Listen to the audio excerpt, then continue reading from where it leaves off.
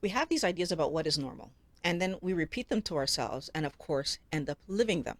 Like, I have a natural sweet tooth, or I have an addictive personality. These statements are absolutes. And because they're absolute, they paint us into a corner where the only option that we really see is to keep engaging in bad behavior. Obviously, if I have a natural sweet tooth, I have to feed it, right? Or maybe we'll find someone to save us from ourselves because obviously I can't solve it myself if I have an addictive personality. And my favorite, that work is just so much more important than my health. That I'm not going to be able to do anything about my lack of time to cook and inability to take care of myself until I retire. But then I'll get my health and my weight under control. Wellness Warrior, the first thing I want you to acknowledge is that none of this is true. The idea that you have a natural sweet tooth and so therefore must eat sweets, well, depending on what part of the world you were born in, your culture determines what flavors that you chase. There are some cultures that the flavors that they're chasing are more savory, even if there might be carb in the food. So, sweet tooth, that depends on where you live.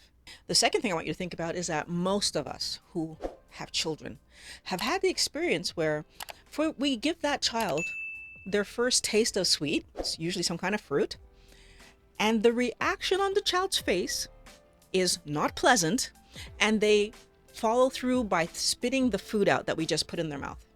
Children don't naturally like sweet. They learn to like sweet because we keep putting that sweet thing back in their mouth, till they get used to it. We give children candies and fun foods because we think that that's what they're supposed to eat. But that's learned behavior. And the third thing I want you to think about is an example from my life. I loved chocolate. I chased chocolate. Chocolate was a daily occurrence in my life.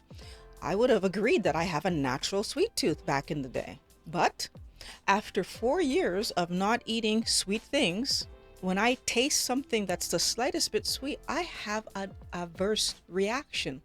And it's shocking to me how much I dislike sweet today. So why do we believe that we have a natural desire and inclination towards sweet? Because we've been programmed to have sweet from a very, very young age. It's not just the sweet things that we give our children from a young age. Treats are marketed as only normal for us to have. High carb foods like oatmeal and cereals are marketed as if they're healthy things for us to have for breakfast. Fruit is marketed as nature's candy, and so therefore it's good for us to eat because it's from nature. But none of this is true. It's not natural for humans to chase sweet. It takes time for our children to get used to eating it, and they only get used to it because we keep giving it to them. Because somehow we've been led to believe that they need this fruit to be healthy, and then they need these fun foods to be happy. This is why when our young people achieve a goal, we give them a chocolate bar.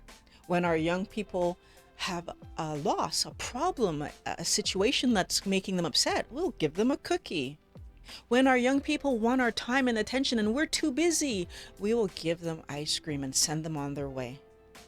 And just to be sure that we're properly addicted to these high carb treats, we are encouraged to eat high carb meals with rice, potatoes, pasta as our side dishes, unless you come from the Caribbean, where rice, potatoes, and pasta is the main portion of the meal.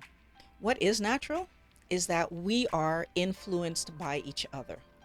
If you want to be a good influence on your children and the people that you love, start by getting back to your roots.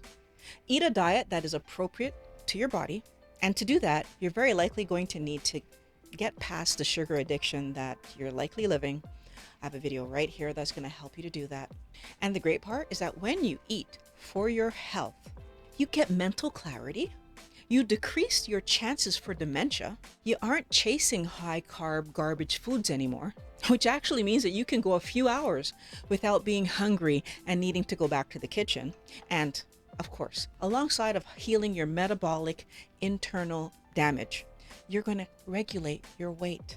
All of this by allowing yourself to understand that you actually get to decide what you're going to eat rather than letting influencers and food companies decide for you.